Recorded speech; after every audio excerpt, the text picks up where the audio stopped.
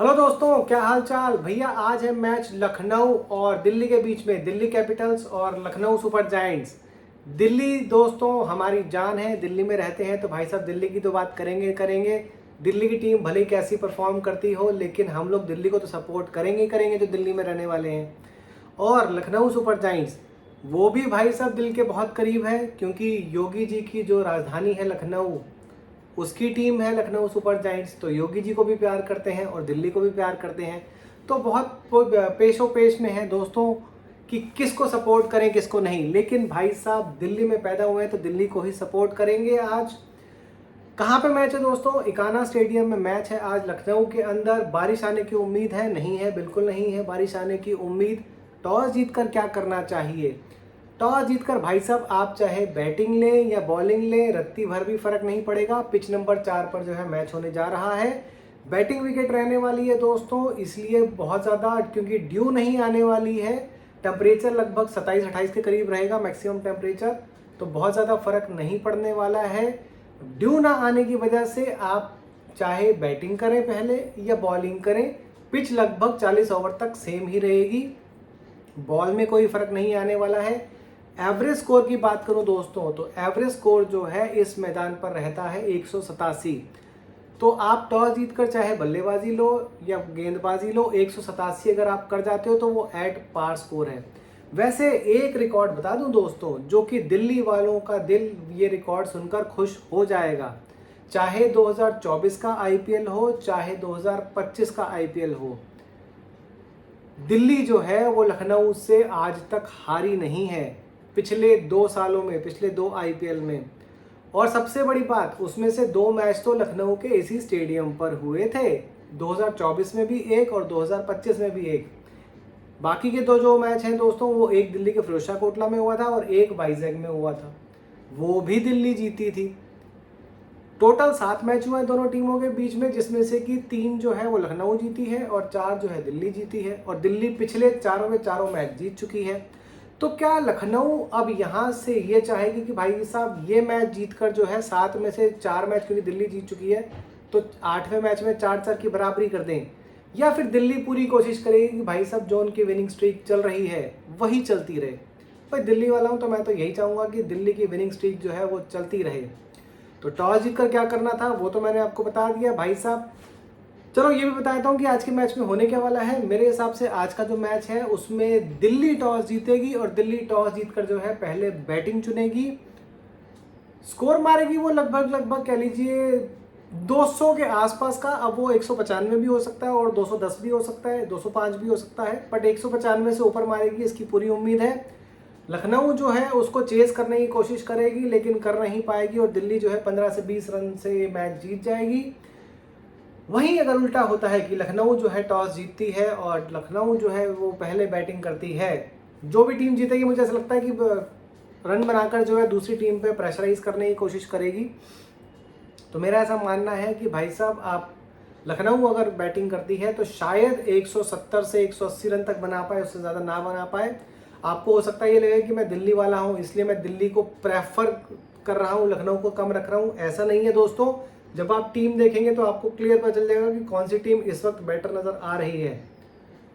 तो लखनऊ जो है 170 175 तक स्कोर करेगी और उसके बाद दिल्ली जो है इस टारगेट को आराम से चेस कर लेगी। लगभग लगभग कह लीजिए शायद 19वें ओवर में या 18वें ओवर में चेस कर लेगी। 18.5 ओवर्स चलिए मैं मान लेता हूँ कि चेस कर लेगी। सबसे बड़ी जो चीज़ है दोस्तों ये है कि केएल राहुल एक बार फिर से दोबारा से उस टीम के सामने भिड़ने जा रहे हैं जहां से कि वो बहुत बेइज्जत होकर निकले थे। जो उनके पुराने मालिक थे लखनऊ सुपर जायंट्स के, उन्होंने बहुत लताड़ा था उनको, उसके बाद वो उस टीम के साथ अगले साल से नहीं जुड़े। तो अब फिर से लखनऊ के सामने मुकाबला है, तो क्या वो खुंदक बाकी रहेगी? क्या वो अपनी टीस जो है उनकी लखनऊ के जो मालिक थे उनके लिए क्या वो निकालेंगे? क्या वो लखनऊ पर जो है अपने खेल से भारी पड़ेंगे कि भैया देख तूने कितना बड़ा नुकसान किया है, लखनऊ सुपर जायंट्स का जो मालिक है, तूने मुझे सबके सामने डांट कर कितना बड़ा नुकसान किया है, पूरी जिंदगी तेरे को जो है नासूर की तरह मैं चुपता रहूँगा। मेरे हिसाब से तो ऐसा होने जा रहा है दोस्तों। केएल राहुल आज पूरे फुल फॉर्म में होंगे, बदला लेने के लिए पूरी तरीके से आतुर होंगे। टीम की बात कर लेते हैं दोस्तों, टीम क्या रहनी चाहिए। तो लखनऊ सुपर जायंट जो है उसकी टीम रहने वाली है भाई साहब Michel Marsh, Aiden Markram, Rishabh Pant captain है, विकेट कीपर भी हैं, निकोलस पूरन, आयुष बदोनी, मतलब शुरू के आप देखो 4 में से 3 तो जो हैं वो ओवरसीज प्लेयर ही हैं। तो जैसा कि मैंने कहा Mitchell Marsh, Aiden Markram, Rishabh Pant, Nicholas Pooran, Ayush Badoni, Abdul Samad, Anrich Nortje, ये चौथे ओवरसीज प्लेयर हैं। मोहम्मद शामी, आवेश खान, मयंक यादव और दिग्वेश राठी। दिग्वेश राठी से यहाँ पे थोड़ा सा संभल के रहने की ज़रूरत है दिल्ली की टीम को। और इसके अलावा दोस्तों अगर मैं बात करूँ तो दिल्ली कैपिटल्स जो है उसकी टीम रहने वाली है Pathum Nissanka, KL Rahul as opener, wicket keeper, Nitish Rana, Tristan Stubbs, David Miller, Axar Patel, Ashutosh Sharma, Vipraj निगम, आकिब नबी, कुलदीप यादव और लुंगी एनगीडी। यहाँ पर मैं दोस्तों 2 चीज़ें आपको बता दूं कि एक तो आकिब नबी जो है उनका इस बार आईपीएल में जो है पदार्पण होना तय है, पहला ही मैच वो खेलेंगे।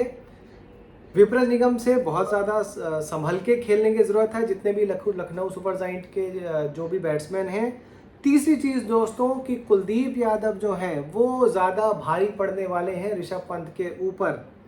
ऋषभ पंत के सामने अगर आईपीएल की ही बात करूं तो कुलदीप यादव जो है ऋषभ पंत को 4 बार से ज़्यादा आउट कर चुके हैं। एवरेज की भी बात करूं तो बहुत ख़राब एवरेज है ऋषभ पंत की, लगभग 12.5 रन से भी कम की एवरेज है, 12.32 के आसपास की एवरेज है कुलदीप यादव के सामने।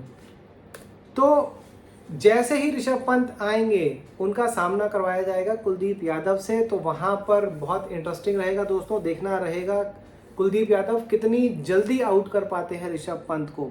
बाकी एडीएम मार्करम हो, मिशेल मार्श हो, निकोलस पूरन भी भाई साहब ज़बरदस्त बैट्समैन हैं। लेकिन दिल्ली की बात करें तो भाई साहब दिल्ली वाले भी कम नहीं हैं। अक्षर पटेल जो उनके कैप्टन है वही अपने आप में एक इतने सक्षम है कि भाई साहब कभी भी मैच को जो है मोड़ सकते हैं।